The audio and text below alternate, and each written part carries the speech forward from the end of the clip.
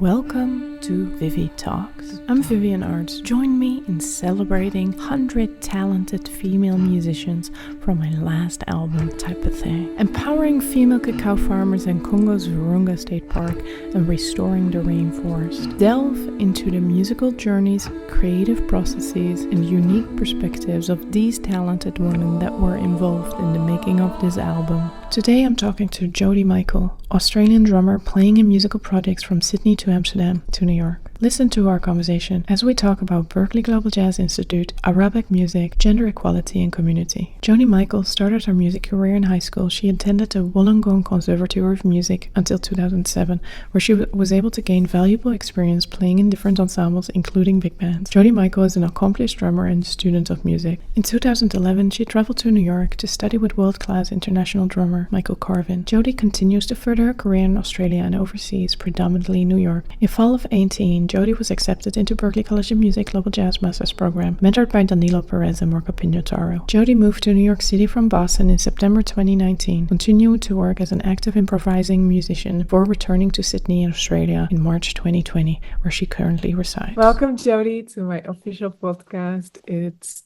such a pleasure to have you here. You're all the way on the other end of the world. But I love to learn a little bit more about your background.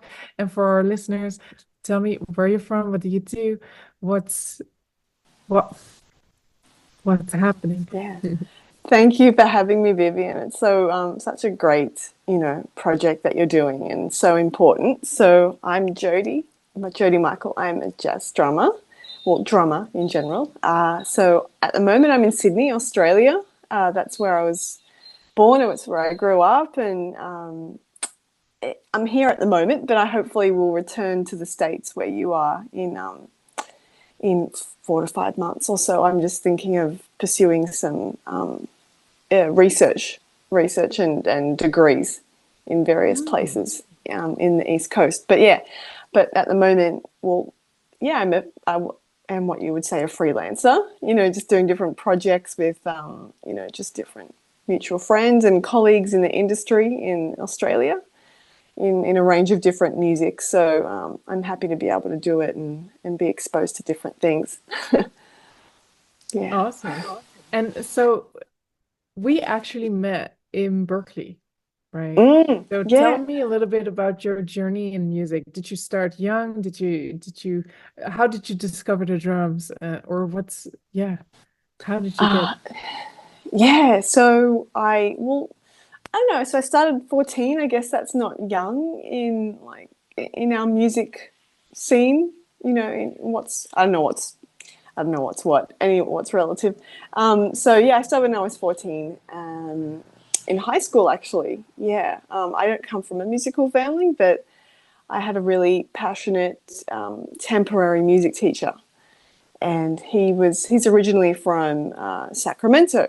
And he was out here, he came out here and he started teaching in local public and private schools. And I happened to just be in the right classroom at the right time. And he was quite encouraging because I found the drum set in particular really fascinating, and I loved it. I just never tried, just because it's not, you just don't think to try, when you're young, you don't come from a musical family. Anyway, so I had the opportunity to have a go on the drums, and he sort of kind of workshopped a few rhythms and beats and different ideas, and I really took to it. So it was kind of in a roundabout fashion that I came to music, but it just sort of stuck. And here I am, all these years later. So it's kind of crazy, 20 years later. Wow. So you decided then to go to the conservatory in Sydney?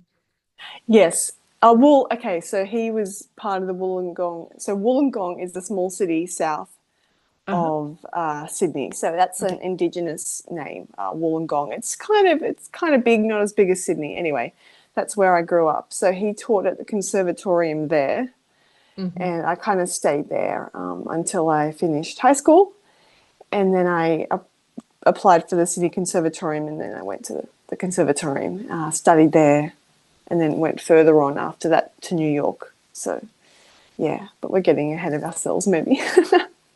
Yeah. Cool. Wow. And then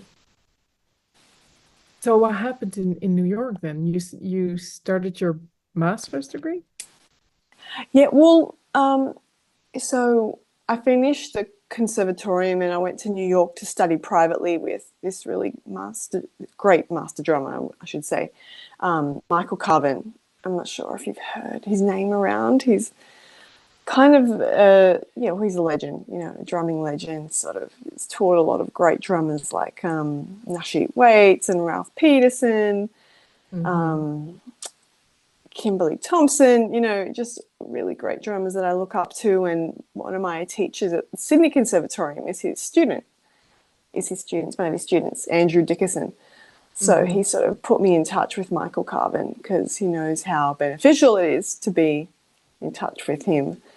So he really sort of helped me in my development, especially after the con, and just my general conviction to the drums and my concept about getting clear about what I want to do as a drummer, because it's so easy to just do what other people want to do just for just to support them in their endeavors, but you have to really know what you want to do as an artist. So that was really pivotal. So in New York, that was mostly private study with Michael and playing around, like playing, just different gigs as long as I could stay. And then it was later in 2018 that I started Berklee, a master's at the Global Jazz Institute. That's where I met you. Yes. Yeah. Tell me a little bit more about that. How did you experience that? Because the master program that you work towards some sort of a thesis or final project, right? Of your Yeah, thesis. final project. Yeah. So that was incredible. I had the best experience at Berklee. It was so important to who I am now as an artist. Like it was, being around Danilo Perez and, just seeing these great musicians from time to time, like being around Terry Lynn Carrington and, John Patitucci, so great. Joe Lovano, yeah, all of these amazing. Anyway, so we worked towards a final project, and I really wanted to focus on my heritage so my background is Lebanese Australian. My ancestry is Lebanese, and I've never been proud, and I shouldn't say that. It's just never been cool to be that ethnicity in this country. It's just, it's just kind of tense. Anyway, for racial point of view. Anyway, so I really wanted to get into that part of my identity as someone who is Lebanese but has come to this art form, which is an African American art form, being an Australian person with this Lebanese heritage. So I wanted to kind of to explore that possibility. So I was able to collaborate with some really great Middle Eastern musicians, like Laith Siddiq and Tarek Rentizi, and also a really great Greek lauto player, Vasilis Kostas, when I was at the Global Jazz Institute. So I was able to base my final project with these great musicians and do some recordings and learn different like Arabic music forms, like, composing with the maqam style and learn different stylistic approaches about how to approach the drum set and just rethink my concept of what I think drumming is about, because it serves different functions and different stylistic directions depending on your intention and what style you're playing. So that's what I started there, and that's kind of what I want to continue because there's a lot of potential in that area. Yeah. Wow, that's amazing. So what does it mean to be Lebanese for you then after all that research and Yeah, it's I never really realized, I never really realized, but listening to Arabic music styles and just kind of growing up with it, but never really, I guess my subconscious paid attention to it because something is stuck. So I never really realized consciously how rhythmic and how syncopated, I won't say similar because that could be a contentious statement, but how rhythmically rich and profound it is compared to different African music styles and jazz music, improvised contemporary music. It's so rich in rhythmic layering and melodic potential too. So that really, so to reflect my ethnicity in something that I want to put out as an expression, I obviously was drawn to the drums because I love to create rhythm, to be a rhythmic support for different instruments. And I felt a lot of deep satisfaction in that. So being able to apply my identity to rhythmic production and sort of, I don't want to say innovation, that's a bit arrogant, but like creating different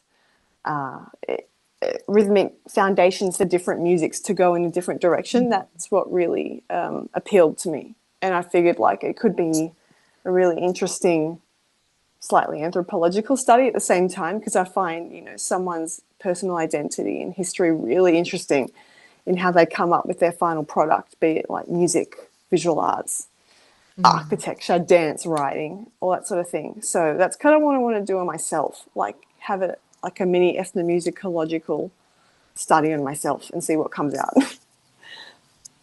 Then can you give an example how you express that in your music? Did you expand your kit, or did you go into like percussive other type of drums, or did you apply more like the devices and the rhythms? Yeah, I'd say the second one that you just said, because I eventually will get to that when I become more adept at the styles, because I really am still learning how and not trying to be a phony, you know, because you can't just try something and attempt it half-heartedly, because it will just come out not sounding really great. You have to do it full in. So when I get a bit more adept at the actual content, the actual music and rhythmic content of the music, then I can start expanding the drum kit, you know, equipment wise. But yeah, it's more like applying the rhythmic and that sort of it's a whole other paradigm of thinking. So I'm sort of working within. So I talked to this great, I'm not sure if, I think you know him. So Mehmet Sanlikol, he's a really great Turkish musician. He's at NEC. So I was talking to him about doing some study in that realm that he's doing. And he said, you really have to isolate yourself musically. I know it's not always possible. Being a drummer, you have to accept different gigs, whatnot. But really sort of isolate yourself and let that concept and stylistic appropriation, you know, seep into your I guess your subconscious as a musician, because we're so as a jazz musician, you're so used to having things that you've learned and then just sort of embed in yourself, and you pull them out without even thinking. So you sort of have to let this other approach to the drums or music, i.e., you know, Lebanese or Levant styles of music and approaching rhythmic patterns to seep in, so that stuff can come out semi-automatically as well. So I've kind of been trying to do that, like just listen just to traditional but also contemporary Lebanese musicians, and also sort of adapt those rhythms to how I approach playing jazz and improvised music. You know, how I can apply some of those rhythms to like taking a solo and sort of supporting someone in a jazz setting. Like, I know it should not be conscious of like trying to put these rhythms when you are playing in, but just really listening deeply to the music so it can try and come out automatically, and seeing how that fits with the jazz vocabulary, you know, so it doesn't clash, so it doesn't sound cheesy. So I'm trying to make that work. Well, hopefully that all made sense. Yeah, no, that does make sense. I'd love to hear a few names of, like, for people that don't know anything of this music. Do you have a few recommendations of stuff people can listen to? Yeah, I'm still getting into it myself, but who's really inspired me is this great Lebanese piano player, Tarek Yamani. He's done a lot of really great things. He's done, I think he's been in contact with Herbie a bit, and he's done some International Jazz Day. He's done that for a few years now. He's played with a couple of different guys and different artists, and he's great. Like, he's done some really amazing things. I was going to recommend a an album which sort of encapsulates what I want to do that he's done. He's sort of trying to apply a jazz sensibility from his ethnicity, you know, because he was born in Lebanon. So let me just find it right now. But whilst I look for it, you can't go past, you know, she's a legendary Lebanese vocalist, Fayrouz. And she's sort of like the Beyonce of Lebanon. You know, she's pretty legendary. Also, Kulthum, she's an Egyptian singer, quite legendary as well. She's a little bit older, I think. I'm getting into her now. I haven't heard much of her just because my family hasn't listened because, you know, she's different ethnicity. Okay, so the album of Tarek is, it's called Lisan Al-Tarab. I'm not sure if anyone wants to check that out. And so Lisan Al-Tarab, Tarek Yamani, and it's jazz conceptions in classical Arabic. That's its little subtitle of the album. Cool. So I really recommend that. It's quite amazing. Yeah. Awesome. So in the preliminary questions, you wrote important topics that you want to talk about. You wrote changing identity of music practitioners, as well as the difference in musical essence and development as a result of increased inclusivity, which is like, that's a lot. Whoa. But I love to, I don't even know if you remember, but that you wrote it in a question. I did, yes. This call. Yes. And I thought, this is awesome. I do have to ask. What do you mean? Okay. Yeah. No, you're totally right. Okay, I'm just going to go back to that sentence that I wrote. So I'm really fascinated with how, exactly what Terry Lynn Carrington is doing at the moment with the Berklee, with her Gender Equality Institute. That it's so important. So basically what I meant in that highfalutin paragraph that I wrote, is sort of what she has started, I guess. You know, how would music sound different, created and sort of fostered in a different environment, in a non-patriarchal environment? How would it sound to include those of a minority as well, but like having equal footing within the industry as people who are privileged or who have had a musical background or who are just by their identity privileged to be able to pursue a musical instrument and really get good at it and master it. I would love to know how would music's essence, so basically its essence and its rhythmic development, its melodic development, like the really fundamental aspects of music, how would it really change depending on how people see themselves, like a slight shift in someone's self-recognition? How would that result in a different musical direction? Like, how would that change who someone collaborates with? Like, what other worlds can we open up when we open up the self-conception that we have, you know, the way we see ourselves and the way others see us? Because that's essentially a big part in how other people see us, the way we see ourselves and how we project ourselves in our environment. So I was thinking, how would a character study of oneself really open up different worlds of, you know, rhythmic possibilities and collaborations and ensemble formations, and who we reach out to. You know, we always, in our jazz bubble, we just sort of stay in there. We only pick people who we know can do this and that and the other. Just fine, great. We have to fulfill a brief, whatever. But, you know, going forward, there's so much room to just open up the possibilities of how we conceive of music as an environment and as a community. So what I meant by the musical essence and development. So that's kind of what I mean when we take off the blinders and include every single person, which is, I guess, what is being done at the moment with Terry Lynn and different other great musicians, but especially in Arabic and Lebanese music forms. There are a lot of great vocalists who are female. Most of them are female, I should say.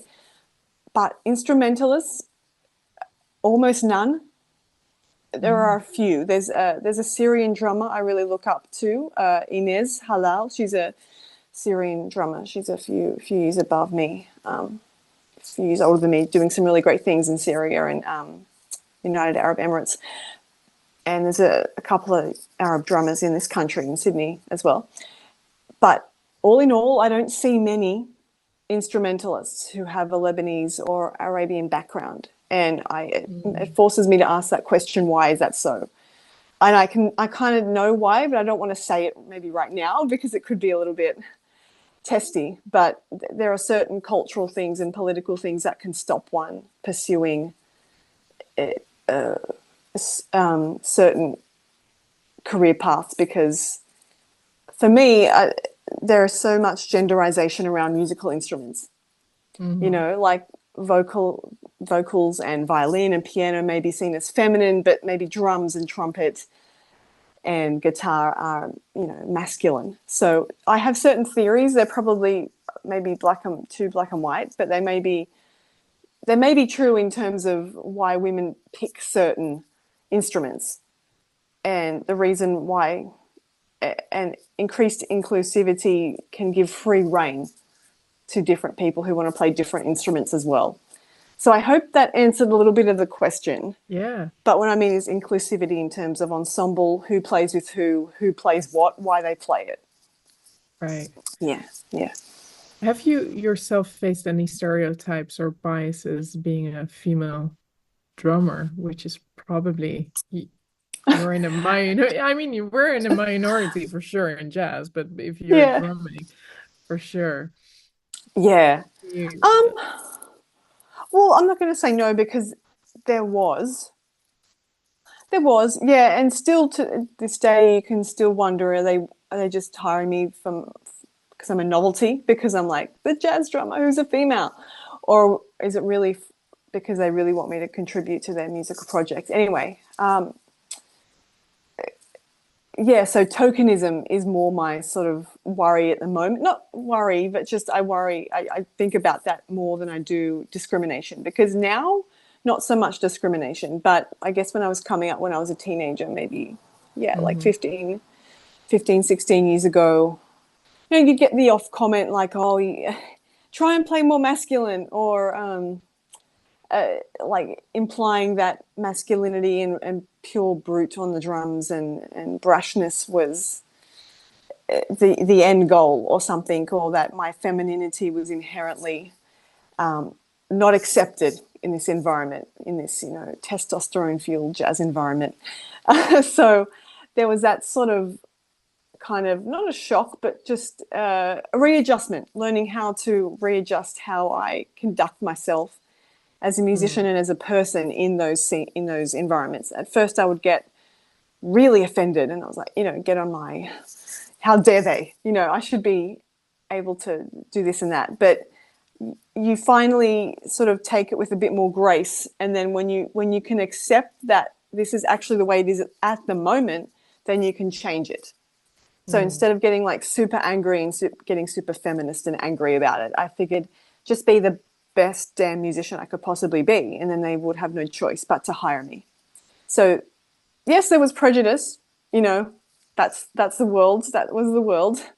But I found it more inspiring to see how I could change those biases of the people that thought that against me. And you can feel it, you don't have to be told it, you can feel it, you know, get the body language and you get all that. So you know how it is, you probably, you know, I think every female musician has faced it.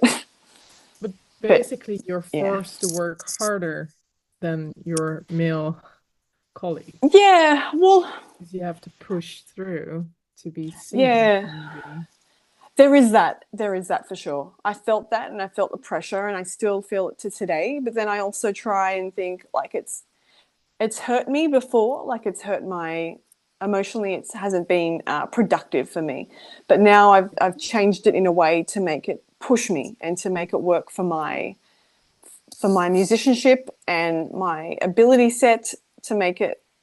I just figured, well, the way I see it in my head is all the people that I looked up to, you know, Tony and Elvin, when I was coming up, they apparently, I was not alive when they were, but they apparently practiced incredibly long amounts of time and they put so much hard work into their craft. That's why they are who they are and what they were.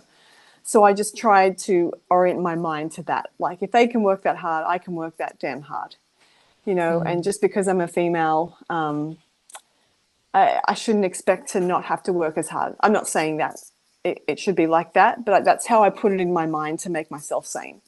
You know, if I have to work a little bit extra hard just to stay in this, just to do the things I want to do and make my dreams come true, you know what, I'll just do it.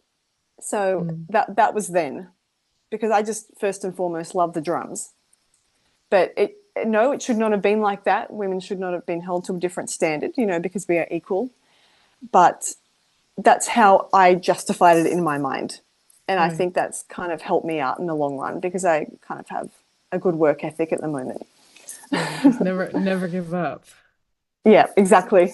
Yeah. Just hold on to it and not care. Yeah. Totally. What advice would you give to aspiring women drummers, musicians who are just starting out? Yeah. So along that same line, I would say if you truly love it, just keep going. I mean, good things will come.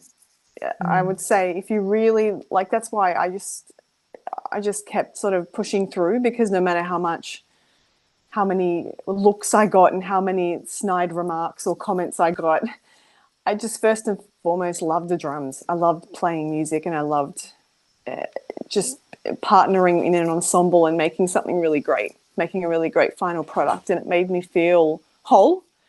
It made me feel like I could interface with myself and do it in the most authentic fashion, because I had the facility for it, and because I understood the language. Like, I understood the language quite quickly, and I felt free.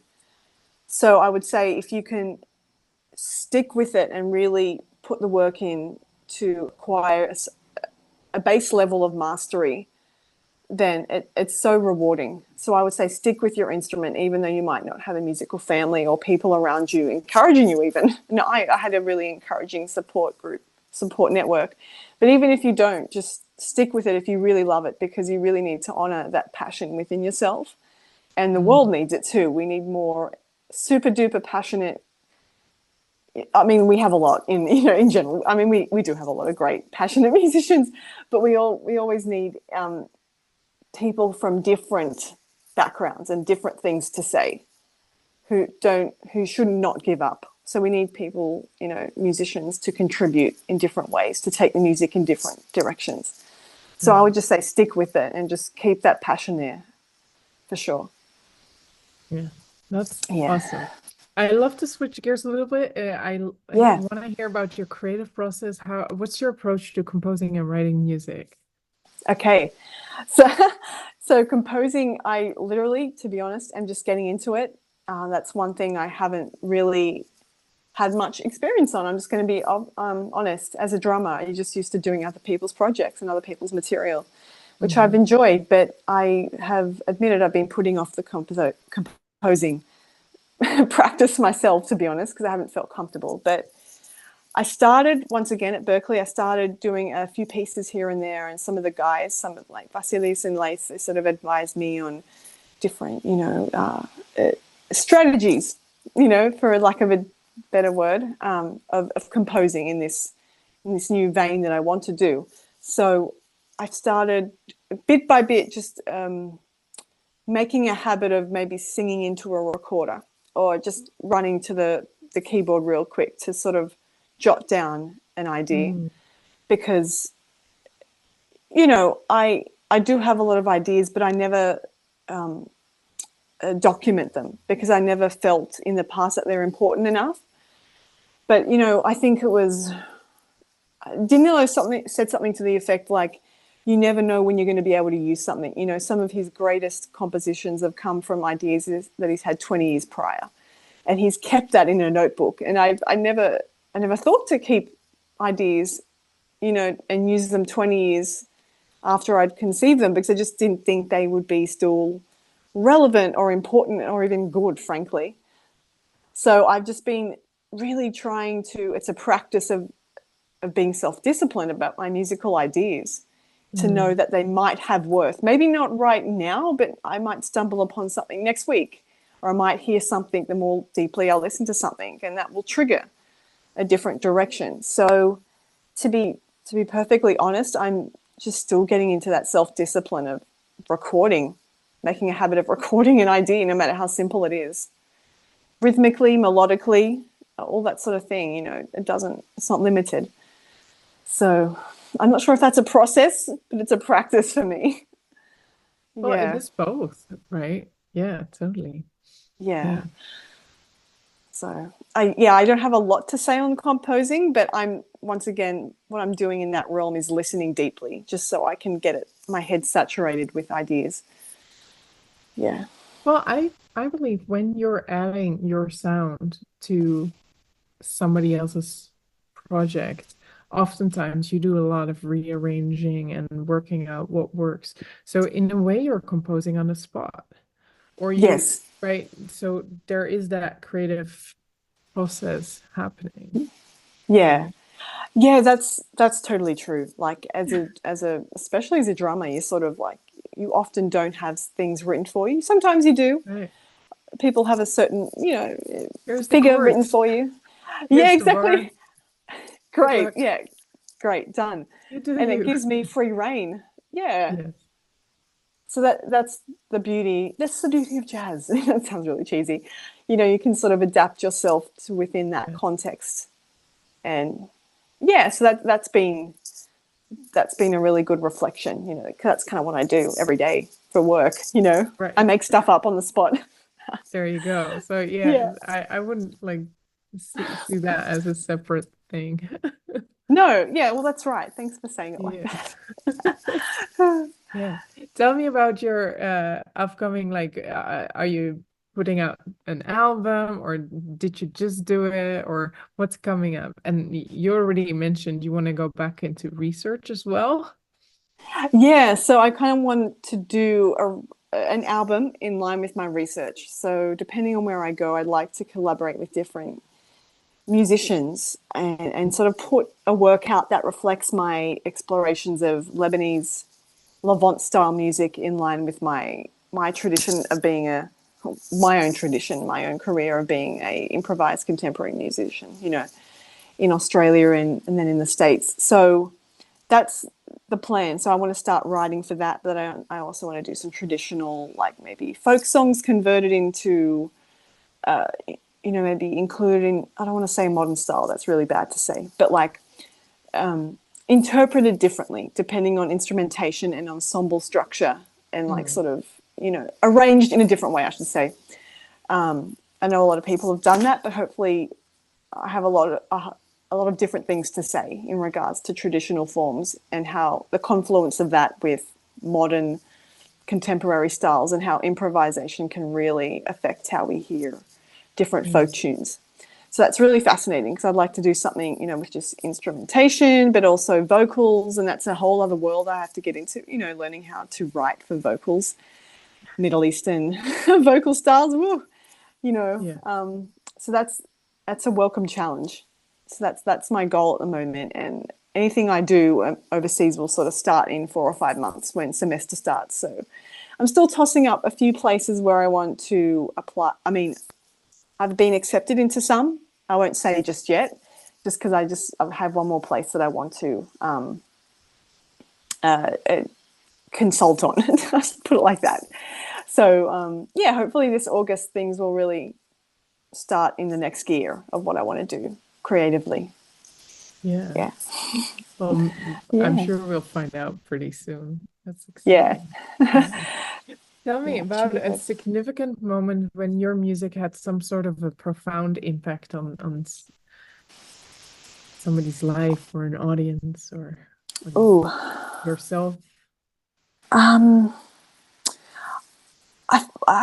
find it hard to say if on someone else, because I would love to know exactly how what I do affects other people. I know if I go into every gig and performance situation with a good intention, I usually see the results are pretty positive in terms of my first point of call are those around me. So the people in my ensemble, if everyone looks like they're having a good time and things get to a certain musical level, like I know that's when that's a really good contribution I think I'm making. Like if I can put someone in a certain state of mind on the bandstand to do what they want to do, I figured that's a good sign. So every time, maybe not one instance in particular, but I figured the more especially playing with someone I haven't played with before, if I can straight from the get-go rub off on them in a certain way, like put them in make a good feeling evoke in that situation, I find that's my main goal, one of my main goals, really to have that quick connection to someone. So I wouldn't say straight away, because I'm not sure how I can rub off on an audience straight away. Like I feel like I just gauge the room, and if it's in a general happy vibe, then I'm doing something good. But I figured, like when for instance, I got to have a really great, so in my own selfish opinion, I had a really great life-changing experience with Danilo. When I went to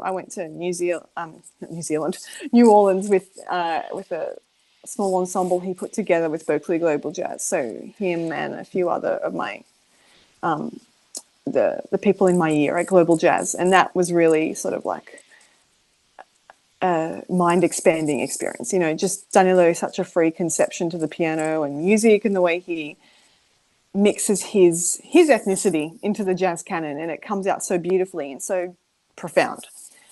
And that was really inspiring to be part of that and learn how to play, different Latin American and Panamanian music, but how it works so well in the jazz harmonic tradition and the jazz blues tradition and rhythmic tradition. It worked so effortlessly. So that was really inspiring to see how he did it, how he made me feel doing it, and how I could possibly do it for someone else in a different style.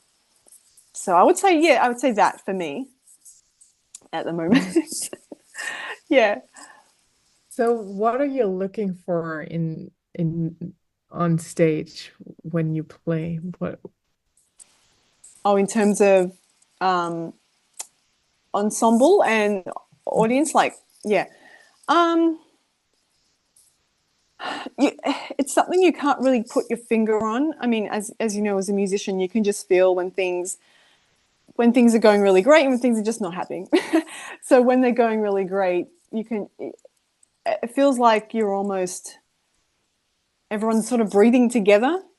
And I don't really mean that literally. I mean that figuratively, like you're sort of musically phrasing things in a certain way. You're sort of preempting each other's actions or ideas, and you're sort of having all these rhythmic synchronicities, and the melodies sort of it keeps on ascending to new heights or going in a different direction purely because we all feel comfortable enough to do that.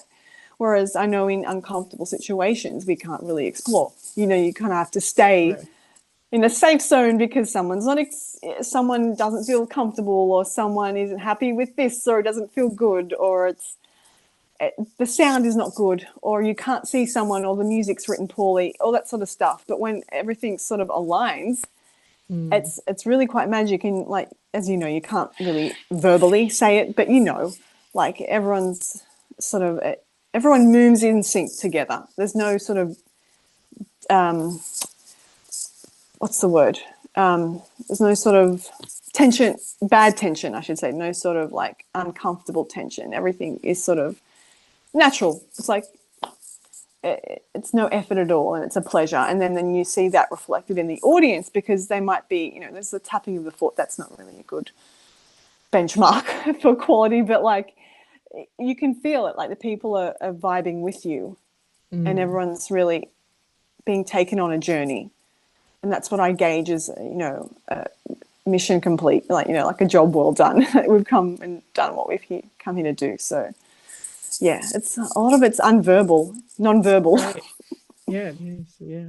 Yeah. What's the greatest advice somebody gave you? Oh wow. I mean, it could be anything, musically or in life. I'd probably be paraphrasing, but I'd say I can't. So there's so many. I'm just trying to pick out something that's really concise. Always something to the effect of always play something that's true to you. You know, it's so easy. Actually, yeah. So I think it was, I'm paraphrasing a Chick Corea quote. So always play what will come out naturally. If nothing is going to come out naturally, don't play. So I'm paraphrasing. That was really, that was not accurate. But the essence of that was play your truth. You know, it's so often that you hear, you know, we've all done it, jazz students coming out and there's just all these licks that we've learnt, you know, into the lick factory, and it doesn't sound authentic. And a lot of music these days doesn't sound, it doesn't move me, doesn't move us. And I find like that's why sometimes it's difficult depending on the situation you're in musically, but to always be true to what you want to say. You know, and not just spew out different licks and things that you've practiced and all that. That should just be, you know, almost arbitrary when you're on the bandstand. It just should be, right. It should be your toolkit, but it shouldn't be the end. Yeah. You know, those practice things are means to an end. So if you don't hear anything, if you can't say anything true, then don't just play it. Don't play. Right. You know, honor that space and then really sit in that space to see what will come out. And I think Kenny has said something like that to effect, you know, just sit in that space and allow effortlessly, you know, quoting his effortless mastery, you know, let it come out. Let it just be true to who you are, you know, because that's what the music needs. And I really, really try and honor. I say try because it is it's a practice for me to really try and honor just being true to myself in every aspect, no matter how arranged and how particular the music is. Just try to honor oneself. So how do you then segueing into this next question? How do you try to navigate the balance between staying true to your artistic vision and meeting commercial expectations? Yeah, so I guess it just comes with maturity, I guess, artistic maturity, knowing when to, like, I always tell myself, know when to pick your fight. So what I mean by that is, like, know when to not impose oneself, but know when to take those liberties and when not. If you have a brief to fill, like if you're going into the recording studio, if you're playing behind a certain vocalist and they want the groove a certain way, it needs to be a certain way. You know, you're not just going to change it up just to honor yourself. No, you have to honor the groove that Prince put on his recording, that Stevie did on his recording, you know, that Michael Jackson did on his recording. You know, it's just, you have to honor that. And to be honest, that's still part of being true to oneself, because that's part of the song. It's an iconic part of the arrangement, whether it's a song we all know, whether it's an original of someone's and they have a certain rhythmic pattern or a certain melodic pattern that they want heard.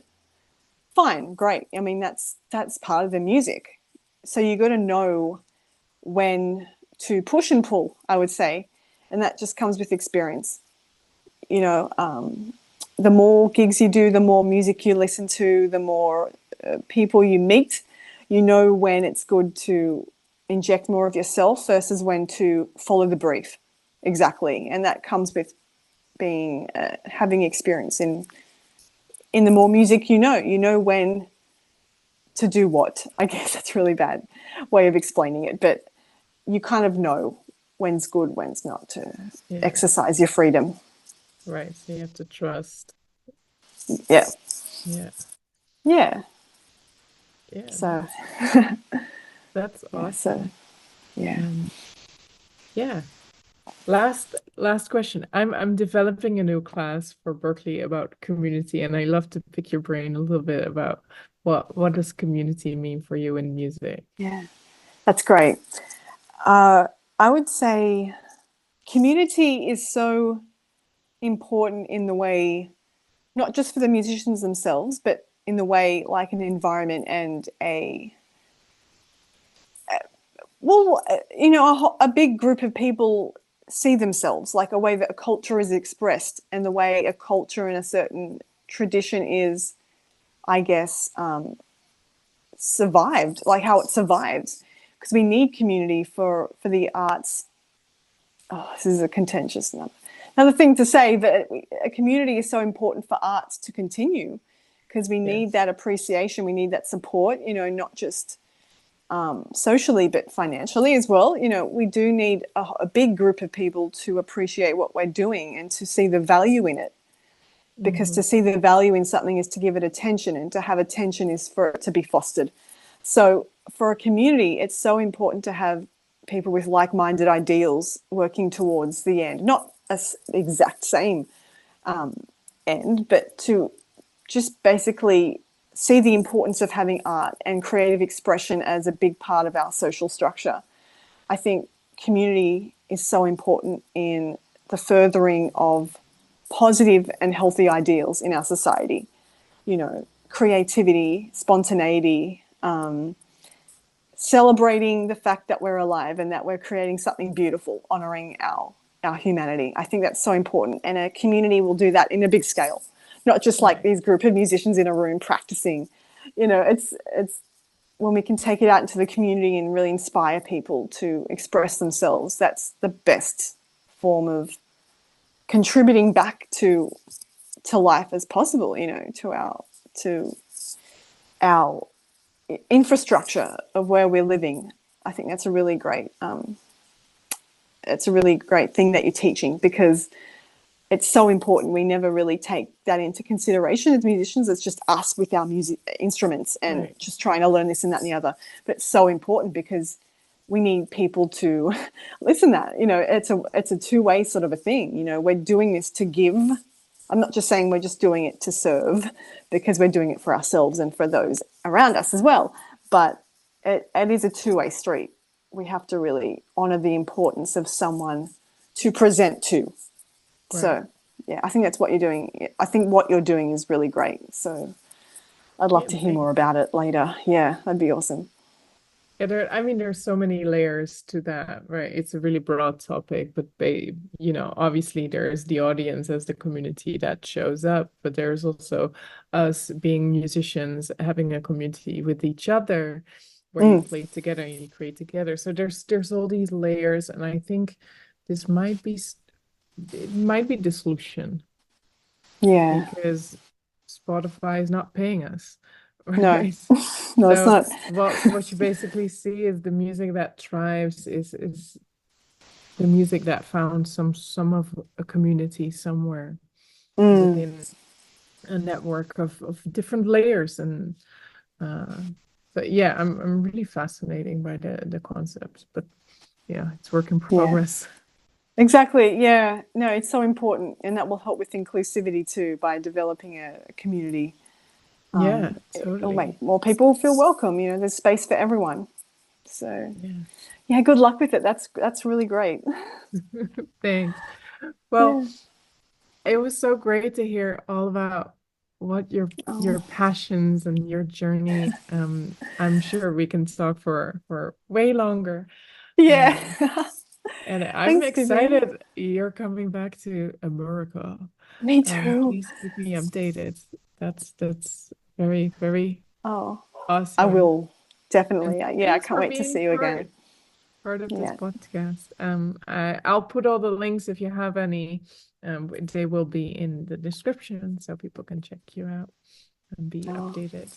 And Thank you, Vivienne. This was so great, and what you're doing is really awesome. As I conclude this episode of ViviTalks, I want to express my sincere gratitude for joining me in this musical journey. I hope you enjoyed exploring the stories and experiences of the incredible female musicians on my album. To stay updated on our latest episodes, subscribe to ViviTalks on your favorite podcast platform. Connect with me on social media through Vivienne, and please check out my album Type of Thing. a musical exchange featuring 100 female musicians to empower female cacao farmers of Virunga State Park in Congo. It's about more than just music. It's about making a positive impact in the world. Your support is part of that journey, so thank you once again for tuning in. Until next time, keep celebrating the power of music, and let's continue to amplify the voices of remarkable women in the industry. Stay inspired, stay empowered, and keep the music flowing. With love and gratitude. Till soon.